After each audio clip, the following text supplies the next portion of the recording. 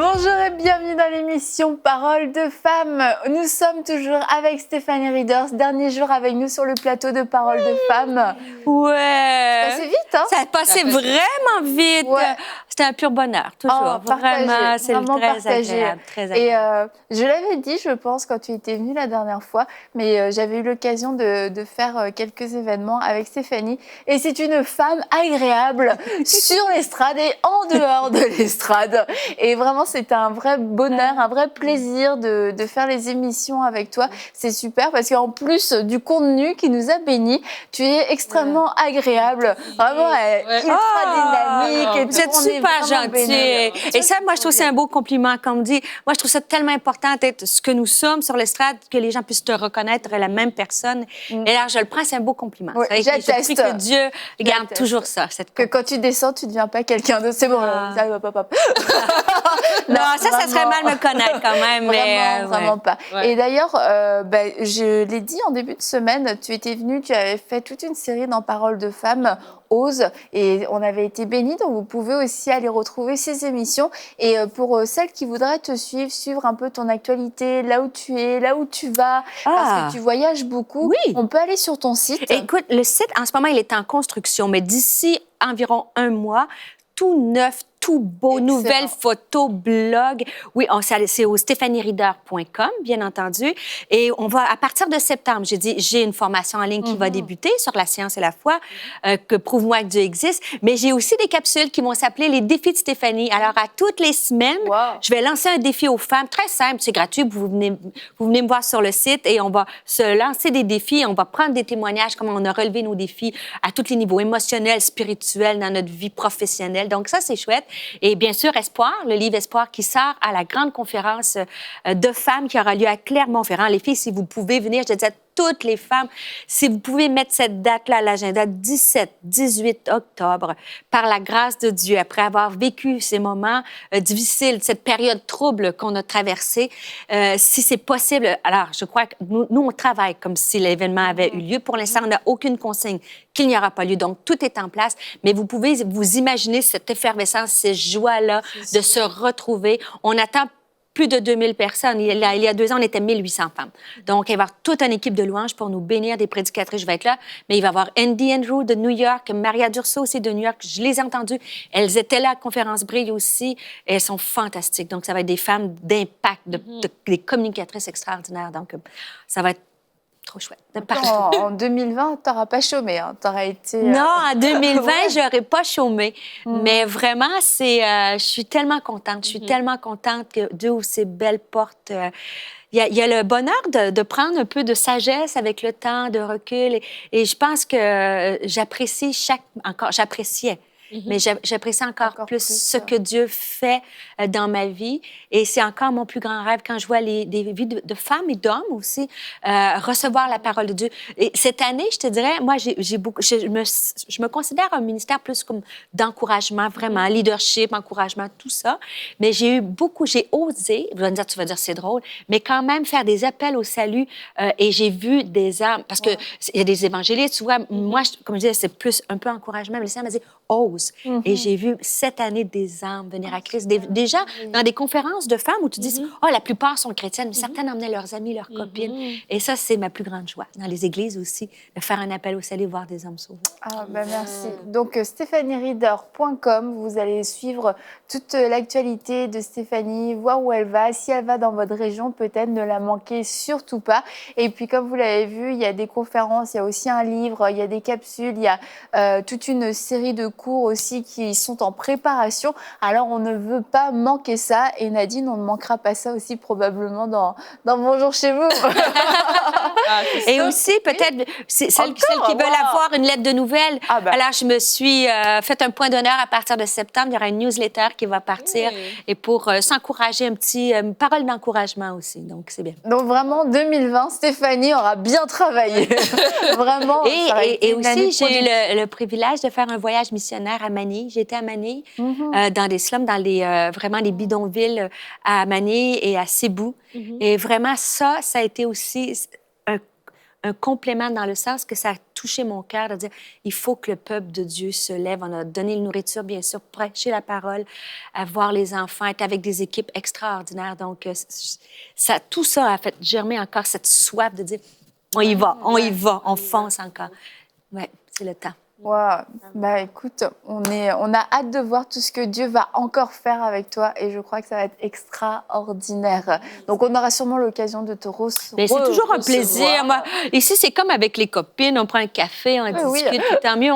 Et tu vois, des fois, avec les copines, on parle de sujets un peu anodins, mais ici, on parle de vraies choses. Bon, voilà. Ouais, on a même parlé des hormones ménopause. Des hormones ménopause. Ouais, on a tout parlé de ça. On a parlé de sexualité. On a vu plein de choses, en fait, cette semaine. Ben juste peut-être rappeler qu'on a vu les différences hommes-femmes, comment on avait, les hommes et les femmes sont égaux, tous les deux créés à l'image de Dieu. Et par contre, le même cerveau, pas de plus grand, pas de plus petit cerveau. Une pizza, rappelez-vous de la taille d'une pizza. Un cerveau déplié, c'est la taille d'une pizza moyenne. Mais par contre, la différence, c'est que nous pensons différemment parce que nous utilisons des hémisphères différents, des zones différentes de notre cerveau. Rappelez-vous, les femmes, on utilise plus l'hémisphère droit, donc plus de paroles, d'émotions, de paroles, tandis que les hommes, c'est l'autre hémisphère. Action. Exact. Vous avez bien compris. Et les mots, les femmes, 7000 mots par jour. Et les hommes, 3000 mots par jour. Donc, on parle le double. Donc, les hommes, besoin d'être admirés, les femmes, d'être comprises. La case vide, le garde-robe ou le tiroir. Nous, on peut avoir plusieurs choses en même temps, plusieurs pensées. Les hommes ont une pudeur qui est émotive. Nous, on a une pudeur qui est plus sexuelle. Ce qui nous, peut-être, on s'arrête un instant pour se comprendre mutuellement et qu'on puisse prendre le temps de s'arrêter et dire qu'est-ce qu'on aime chez l'autre, qu'est-ce qu'on aimerait, peut-être une chose qu'on aimerait voir changer. On a parlé, bien sûr, d'estrogènes, comment les estrogènes affectaient toutes les neurotransmetteurs, la gestion des neurotransmetteurs, par exemple la sérotonine, qui est impliquée dans l'humeur, dans la gestion de l'humeur. Donc, c'est pour ça que lorsqu'on a notre SPM, chute d'estrogène, baby blues, chute d'estrogène, il y a progestérone aussi, mais disons, parlons juste d'estrogène, et aussi la ménopause, qui est une lente chute d'estrogène. C'est une différence que les hommes ont des variations hormonales, mais différentes des nôtres. Tandis que chez les femmes, c'est quand même un point homme-femme très, très important, ces variations-là. Donc, de ne pas tomber dans ces pièges-là, aller consulter si on a besoin. Après ça, on a parlé de nos émotions. Faire sonde-moi, ô Dieu, quelle émotion je tombe dans, quelle émotion que je dois te remettre? Est-ce que je suis... Tu sais, prendre le temps, j'ai dit, c'est pas parce qu'on s'évalue et qu'on trouve des choses négatives qu'on est une personne négative. Rappelez-vous, c'est ceux qui portent du fruit que Jésus va émonder afin de porter plus de fruits. Donc, faire l'inventaire de nos émotions, ce qu'on aime, ce qu'on n'aime pas, mais ça aussi, ça nous aide à porter plus de fruits. Et n'oubliez pas, être différente, ma mamie, être différente à toutes les saisons de notre vie. Et on a toujours une place pour ressembler plus à Jésus-Christ. Ben dis donc, on a vu tout ça cette semaine. On a vu tout ça cette semaine, quand même. On n'a pas chômé, une interrogation. Moi, j'ai dû dépasser... Je pense que j'aurais une meilleure note que toi. J'ai dû dépasser mes 7000 mots, moi, cette semaine. Ça, c'est sûr, par jour. C'est bien. Du coup, ton mari dira, mais tu n'as plus rien à me dire ce soir. Il va dire, retourne, la parole de femme. Comme ça, tu parles moins quand tu reviendras. Et donc, aujourd'hui, nous allons voir comment Dieu nous voit, quel est son regard sur nous pour que nous-mêmes, on ait un regard juste et leur juste nous concernant. On parle souvent dans Paroles de femmes de l'estime de soi, mais le fait est, c'est que ça reste... Ça demeure un classique. Ça demeure un classique et un fléau qui revient sans cesse et sans cesse. Tu entends souvent dans la bouche des femmes, je ne suis pas à la hauteur, mais est-ce que je suis vraiment assez? Peut-être que je suis trop, peut-être que ceci, peut-être que ça. C'est vraiment très, très fréquent et c'est quelque chose qui, selon comment on le ressent, mais ça peut être vraiment très paralysant. Il y a des femmes, leur vie est conditionnée par l'estime qu'elles ont d'elles-mêmes et quelquefois cette estime est vraiment au plus bas niveau et du coup ce qu'elles voient d'elles, ce qu'elles osent entreprendre est aussi très minime comparé à tout ce que Dieu veut faire avec elle et ce qui fait naître quelquefois de la frustration, encore une fois de la honte, tout le monde fait des choses mais moi je fais rien, etc. Donc c'est pour ça que c'est encore important aujourd'hui d'en parler, de défaire de mensonges et de dire la vérité. qu'est-ce que Dieu pense de moi? Comment Dieu me voit-il? Et si on parle d'une différence homme-femme, il y a une petite blague. Si vous allez sur les médias sociaux, on voit souvent une femme devant son miroir, elle se regarde, tu le vois qu'elle elle se voit plus grosse, et l'homme, il se regarde, mais lui, il se voit, même s'il est bedonnon, il se voit comme, tu sais, un corps d'Apollon, quoi, tu vois. Et ça, c'est une immense différence. Je crois que les hommes sont mieux faits que nous sur ça. Ils sont capables d'apprécier, de s'apprécier avec leur force et leur faiblesse. Tandis que nous, les femmes, il y a aussi une pression de la société, de la superwoman, de la femme performante, de l'image. Hein? On s'entend la culture de l'image. Alors, c'est tellement important. Et la question que tu m'as posée, c'est pourquoi ne pas se voir comme Dieu? Comment Dieu nous voit-il? Bien, ça, c'est sûr, c'est un verset que vous connaissez hein, dans le psaume 139, hein, quand la Bible nous dit hein, que Dieu, nous sommes des créatures merveilleuses. Souvent, on va dire, je suis une créature merveilleuse. Allez, moi, je vais commencer une conférence, je dis à ta voisine, tu es assise à côté d'une créature merveilleuse. Donc, et on s'arrête là. Mais c'est fascinant parce que si vous relisez le texte, ça dit dans la suite du texte, au verset 14, « Et mon âme le reconnaît bien.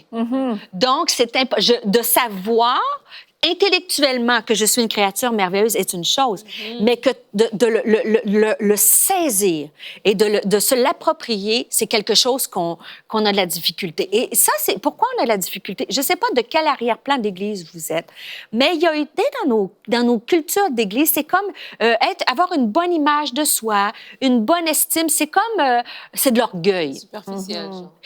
Superficielle, puis un peu orgueilleuse.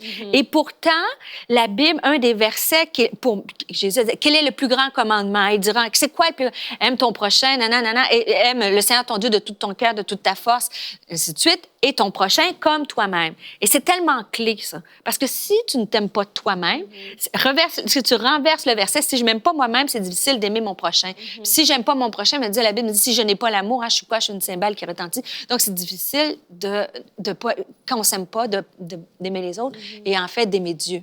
Finalement.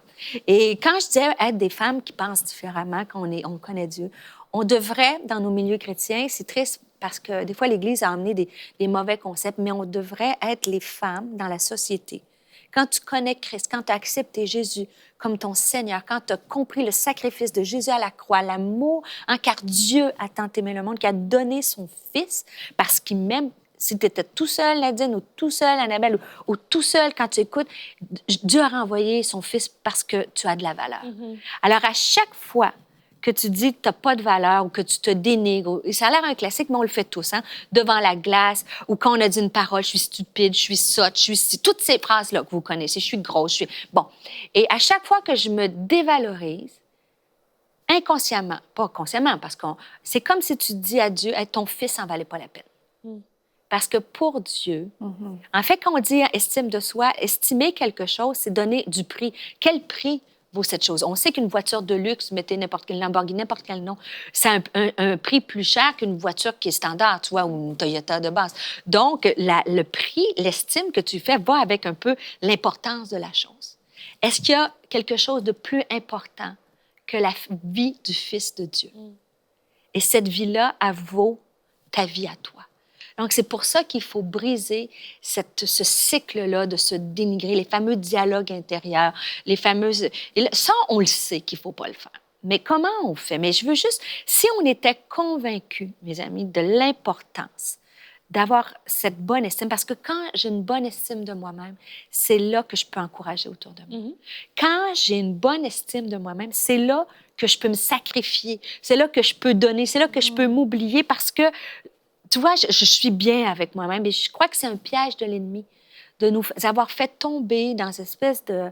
Tu sais, estime de soi-même, là, ça ne veut pas dire que je vais m'aimer parce que je suis superwoman, parce que je m'aime parce que Jésus, parce que Dieu m'aime, parce que je suis importante à ses yeux. Je suis une princesse, je suis la fille du roi des rois, moi, je ne suis pas rien. Je suis un sacerdoce royal. Peut-être...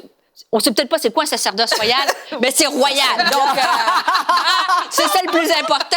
L'important, c'est que c'est royal. Alors, et si je posais la question sur une échelle de 1 à 10, répondez-moi pas, les filles, je vais être... une échelle de 1 à 10, c'est comment... 10, je m'aime beaucoup à la folie, puis 1, je m'aime pas. Je ne sais pas si vous pouvez faire l'évaluation. Laisse descendre un peu. Parce que 10, je m'aime... Je suis assez bien avec moi-même. 5, OK, je fais vraiment je me des tolère. choses. Je me tolère. Un, c'est que je me regarde dans la glace ou je me regarde vivre, puis je suis pas bien avec moi-même. Donc, cette évaluation-là est importante. Comme tu dis, quelquefois, on voit vraiment ça, c'est de l'orgueil. Enfin, ça peut être relié à l'orgueil. Je m'aime, je me trouve super, etc.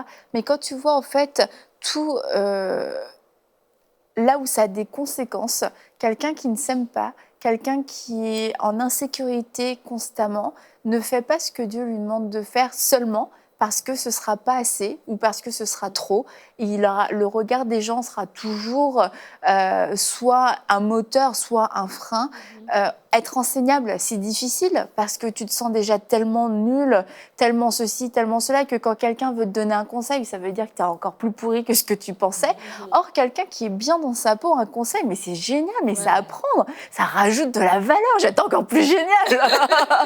et en fait, on passe à côté de plein de bénédictions. C'est pas juste le fait de dire « Ah, je m'aime, je suis bien avec moi », c'est de dire « Mais à côté de quoi est-ce que je passe quand je n'arrive pas, quand je n'ai pas cette force, en fait, de pouvoir accepter ce qui vient de l'extérieur, que ce soit une critique, que ce soit un conseil, que ce soit quelquefois même un compliment, même des personnes. Il y a des personnes, on ne veut pas qu'elles rentrent dans notre vie parce qu'elles sont elles vont être trop bien, peut-être qu'elles vont nous faire de l'ombre, peut-être qu'à cause d'elles, on va moins m'aimer, et puis, je pense à un département d'église. Quelquefois, tu ne veux pas que quelqu'un de mieux, de plus capable que toi rentre, parce que tu penses juste à toi, tes insécurités, mais est-ce que tu es en train de penser réellement à l'Église, au ministère, au royaume de Dieu? Qu'est-ce qui serait le plus profitable? Peut-être qu'avec cette personne, grâce à cette personne, je ne sais pas, on va parler des médias, grâce à cette personne, peut-être qu'on va toucher 10 fois plus de personnes. Mais il faut que tu acceptes que par humilité, tu dises, ça va faire du bien au royaume de Dieu. On va être plus forts ensemble, et ça ne veut pas dire que je suis nulle, encore une fois. Mais tu as amené un mot important, le mot « accepter ». En fait, l'estime de soi, là, c'est s'accepter avec nos forces, parce qu'on en a tous, et avec nos faiblesses. Et changer ce qu'on n'aime pas. Et changer ce qu'on... Il y a des choses dans la vie que tu dois accepter. Moi, je fais 1,50 m, OK? On s'entend que... Annabelle, on se comprend bien. Et je ne sais pas combien fais-tu... un peu plus. Bon, un peu. Nous sommes tous dans les mêmes... Je fais 1,50 m. On s'entend que les critères de beauté, là, c'est pas 1,50 m, en 2020. Donc, et c'est ça, je peux toute ma vie m'avoir dit, j'aurais aimé être plus grande. Mais la chose c'est que plus j'avance dans la vie, plus je ratisse. Donc, tu vois, il y a des choses que... savoir, mais si on veut bâtir notre estime, c'est quelles sont tes valeurs. Va regarder c'est quoi ta valeur, c'est quoi tes forces. Prends le temps. Puis ça, on va parler d'orgueil tout à l'heure. Ça, c'est pas c'est quoi tes forces? C'est quoi tes faiblesses que tu n'aimes pas, mais que tu peux pas changer? Ta grandeur, peu importe, des choses que tu peux pas changer. Et par contre, il y a des choses que tu n'aimes pas qui nous appartiennent et qu'on peut changer. Ça, c'est vrai. Je dis pas de la personnalité, mais on parlait d'émotions. On peut faire une saine gestion de nos émotions. On parlait de nos hormones. On peut gérer sainement certaines choses. Et il y a des choses qu'on peut se mettre à dire, je voudrais avoir tel ministère, mais je voudrais faire la louange. Prends des cours de chambre. Tu sais, il y a des choses que tu peux travailler sur toi. Et c'est là qui est important parce que quand tu es bien avec toi-même, c'est tout à fait le contraire de l'orgueil. Et là, je voudrais faire quelques distinctions.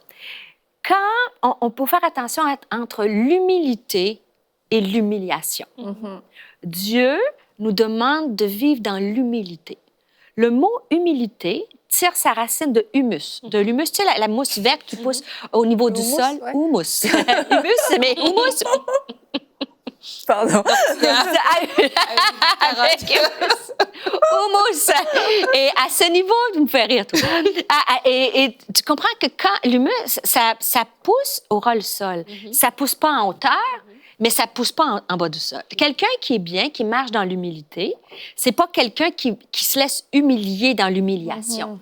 Donc, se faire respecter comme personne, comme femme, de dire non, tu me parles pas comme ça, que ce soit par des enfants, que ce soit par quelqu'un à l'école, que ce soit au travail. Je vaux, j'ai de la valeur. Tu n'es pas obligé de me dénigrer.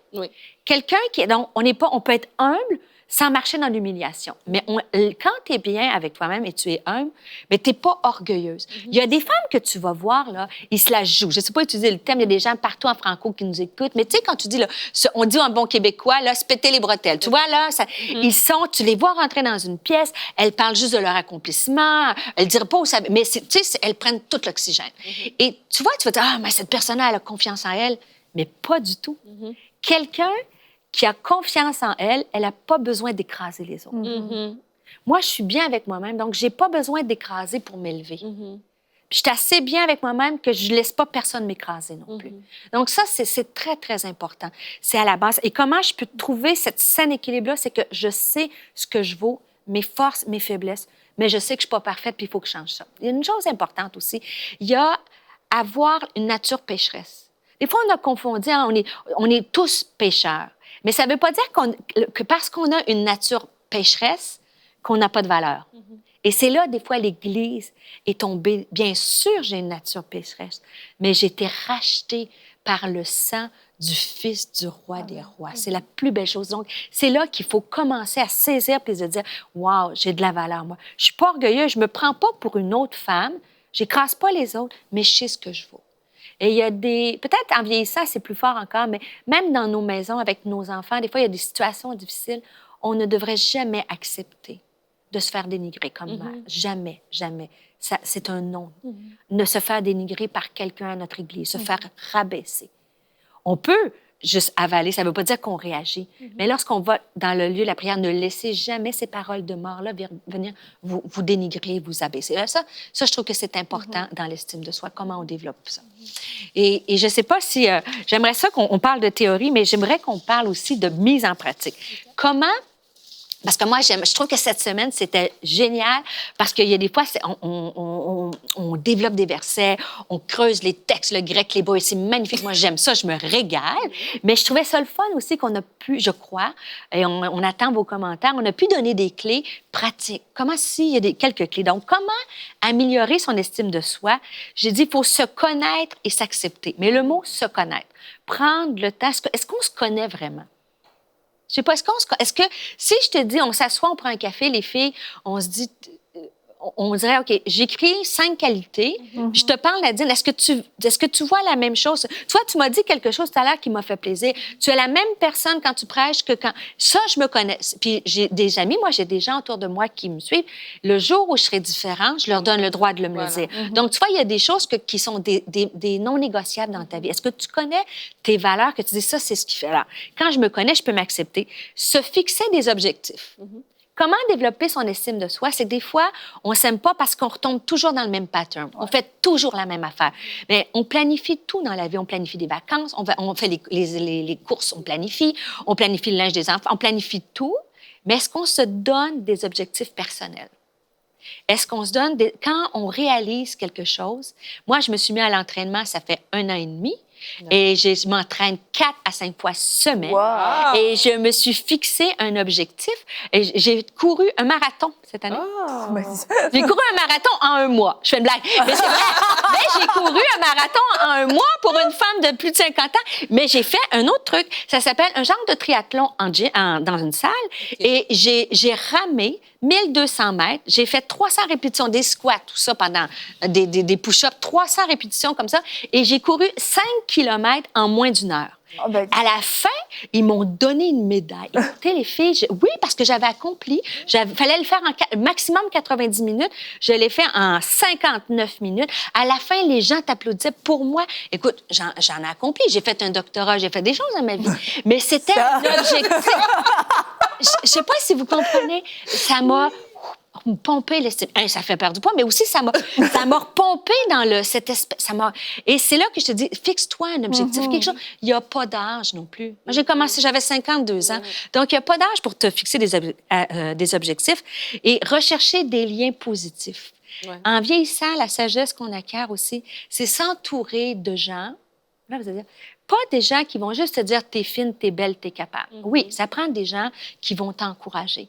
Mais un vrai commentaire constructif, il y a plus de valeur quand la personne, elle connaît tes forces, mais tu es capable de dire, Et moi, ça, je trouve de s'entourer de gens, particulièrement dans le ministère, qui sont capables de dire, Stéphanie, avec amour, je te dis, fais attention à ça. Donc, des gens qui vont t'encourager, qui vont vouloir ton développement, et c'est une richesse. Hein? C'est une richesse. Si vous en avez autour de vous, appréciez-les. Mais peut-être... et peut-être de prier que Dieu vous donne cette personne-là, de regarder l'œil, de dire, ça peut être une femme à l'église, quelqu'un dans ton entourage, une sœur qui va te dire, ben on va. Et vice-versa, qu'on est capable de se dire les vraies choses dans l'amour. Ça, c'est constructif. Et aussi, et ça, c'est une des clés, la première, arrêter les fameux dialogues intérieurs. Les fameux je suis ci, je suis nul, je tout ça. Alors, en terminant, encore un devoir. Après ça, un devoir, vous allez travailler toute la semaine. Alors, juste faire une liste. Hein. Qu'est-ce que j'aime de moi? Qu'est-ce que je n'aime pas de moi? Prenez le temps à la prière, que Dieu vous révèle. Et qu'est-ce que je voudrais changer? Voilà. C'est un bel exercice et ça peut peut-être sembler vraiment facile à faire, mais je pense que c'est des moments clés. Si tu dis facile à faire, Annabelle? Ben, ça peut paraître. Oui, c'est ça. C'est qu'on peut être surpris par la profondeur, en fait, ce que ça va aller toucher. Il faut être prêt à le vivre. En fait. Parce que c'est facile. Trouver des choses qu'on n'aime pas de soi, c'est assez facile. Mais je mets au défi des femmes, trouve 5 choses que tu aimes de toi pour l'avoir fait dans des conférences et des ateliers. Je te dis qu'il y en a qui ont bien des difficultés à trouver 5 choses qu'ils aiment. Pas juste physique, on parle de caractère, de notre personnalité. Là. Donc, c'est pas si simple. Mais aussi, qu'est-ce que je voudrais changer? Il faut être assez confiant en soi-même pour dire, je m'aime assez, mais ça, je voudrais le changer. Et moi, j'aimerais, comme tu l'as dit cette semaine, pousser même encore un peu plus loin. C'est une fois qu'on a fait cette liste, c'est d'oser la montrer à quelqu'un. Oui. Je suis d'accord avec toi. Si on a un mari, à son mari, ou sinon à une amie. Parce que quelquefois, il y a des choses que j'aime pas, ce que je veux changer, mais c'est comme entre moi et moi, tu vois. C'est comme on le chuchote, mais à un moment donné, si vraiment on veut assumer ces choses qu'on aime et ces choses qu'on veut changer, il faut être capable aussi de les confronter. Oui, mais aussi d'avoir le regard de quelqu'un d'autre. Des fois, pour l'avoir fait avec des copines, elle m'a dit telle chose. Mais je m'étais jamais perçue comme ça. Et tiens, je suis comme ça. Mais c'est agréable. Ou bien quelque chose qui est plus négatif. Bon, ça, je vous le dirais pas. Moi, elle me dit juste des choses positives. Tu montres toutes tes qualités. Non, c'est pas toi. Plein de défauts à changer, mais c'est exact. C'est comme ça qu'on avance et qu'on est différentes. Hein? On est des femmes différentes. Bah, écoute, Stéphanie, on arrive vraiment à la fin de cette semaine. Est-ce que, encore une fois, on va terminer en priant parce que les femmes ont reçu beaucoup aujourd'hui et je crois que le Saint-Esprit est à l'œuvre dans les cœurs et je pense que nous pouvons les bénir, les encourager et les soutenir dans la prière. Amen. Seigneur, je te remercie pour Annabelle, Nadine. Merci pour ces femmes inspirantes. Je te prie pour chaque femme aussi qui sont inspirantes, qui sont derrière leur écran en ce moment. Seigneur, toute cette semaine, que ce soit au niveau de la communication, que ce soit au niveau des changements hormonaux, que ce soit au niveau des émotions, que ce soit de l'estime de soi. Seigneur, je te prie que tu viennes impacter les cœurs. Tu dis dans ta parole que ta parole ne revient jamais sans avoir fait son effet. Alors, aujourd'hui, je te donne ces pains et ces poissons, alors que tu vas les prendre, Seigneur, tu vas les distribuer pour nourrir des femmes, des hommes qui en ont besoin, Seigneur.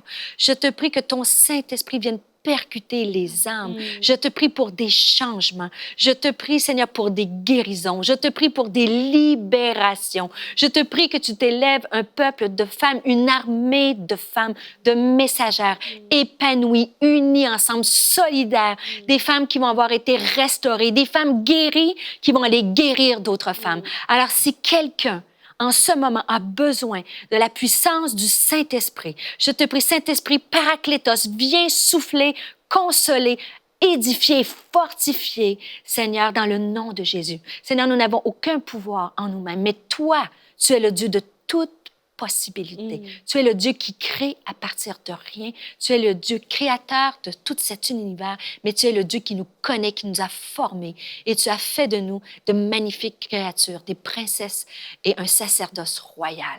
Alors je te dis merci, mon Dieu. Amen. Amen.